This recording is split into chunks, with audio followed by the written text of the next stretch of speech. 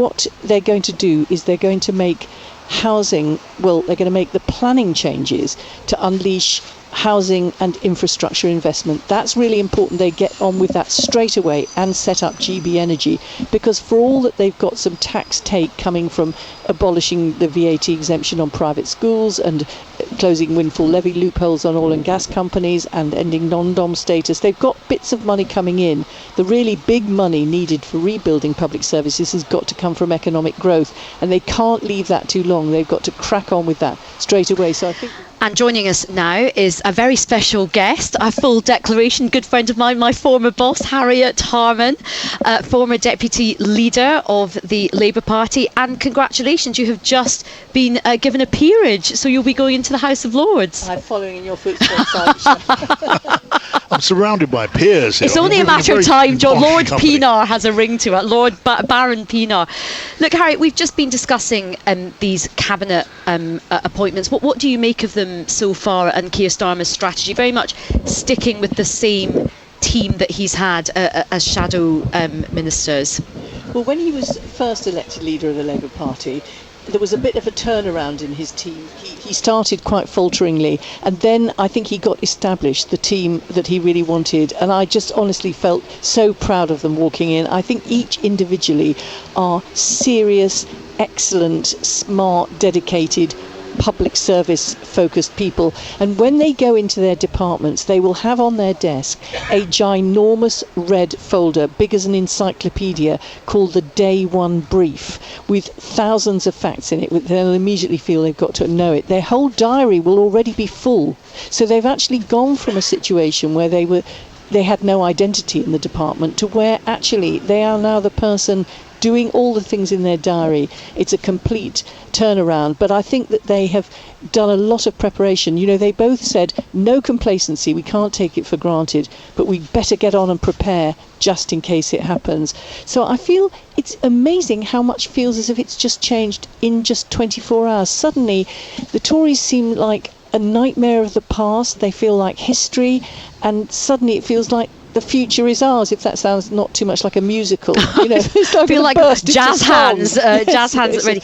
And look, how important is it that Rachel Reeves is the first female Chancellor? Why is that important? I think it just sends an incredibly important message. First and foremost, Rachel is a phenomenal woman, an economist, you know, very grounded, very serious. But I think it just sends a very good message to women entrepreneurs, to women who might be wanting to study economy, or just women who know that there's yet another glass ceiling that's been broken. But the other thing that's happened is we've got now more women MPs than ever before. 264 women MPs in the House of Commons across all parties except, of course, Reform. And I'm hoping those women will be in a women's caucus. I mean, governments don't like people working across parties to pursue an agenda, but I hope all those women will go into a women's caucus and make sure that cross-party they press the government to deliver on childcare, domestic violence and equal pay, because actually it's no point just being there, they've got to be doing something.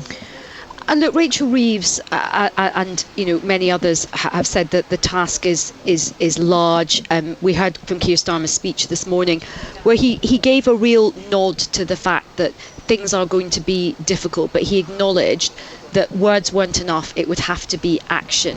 We also have Rachel Reeves going in today into the Treasury. She's already given an interview saying we're going to have a very difficult economic inheritance. There's no money. Starmer knows he's got to deliver, and deliver quickly, but there is no money. How do you think he can demonstrate change in a very tight fiscal climate?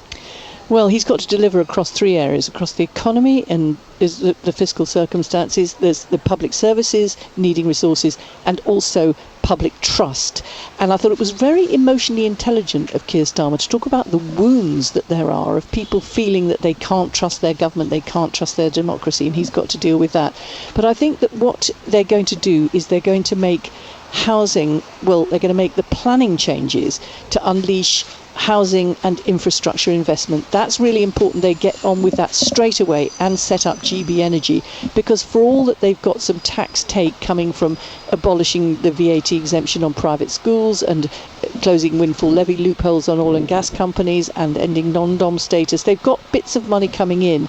The really big money needed for rebuilding public services has got to come from economic growth, and they can't leave that too long. They've got to crack on with that straight away. So I think we'll see a big announcement on planning reform pretty quickly, so the private sector can unleash itself to save us. Harriet, I mean, congratulations on your elevation to the... Should I congratulate you, by the way, or is it just an appointment to a new job? I'm a turkey. I'm going in to vote for Christmas. Well, that's because the thing. Actually the House of Lords is kind of not what it should be. First of all, there's going to be an age limit, which is absolutely right, 80, and there's all the hereditary peers have got to go, and there's got to be loads more Labour peers appointed, so that they don't actually veto, with their huge Tory majority, veto the democratically elected Labour government. But yes, I am elevated, John. Yeah, but I mean, you're going to go in there. You're going to go in there as part of the Starmer wave, and as you say, getting rid of the last of the hereditaries is a very urgent priority for Keir Starmer, apparently.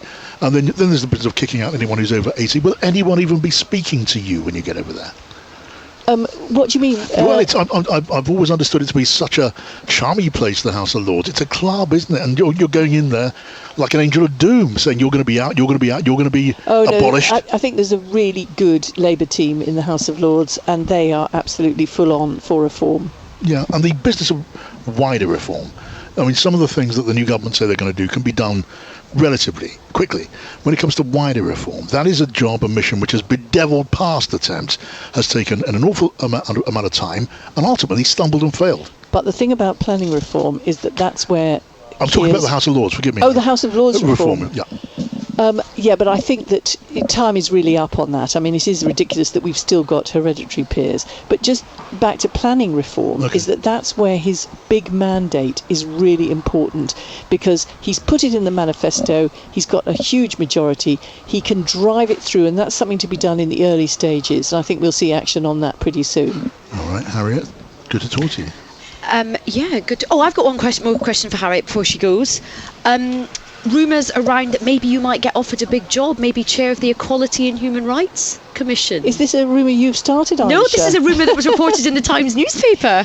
Well, it is funny, because I didn't know I was going to be chair of the Privileges Committee until I read it in the Telegraph. It's quite an odd thing. So this might just be a spoiler, or it might be a suggestion. But I mean, I'm always happy to help, but actually I'm always happy to cheer on everybody else doing their great work but as well. If you were offered a big job by Keir Starmer in this government, would you take it?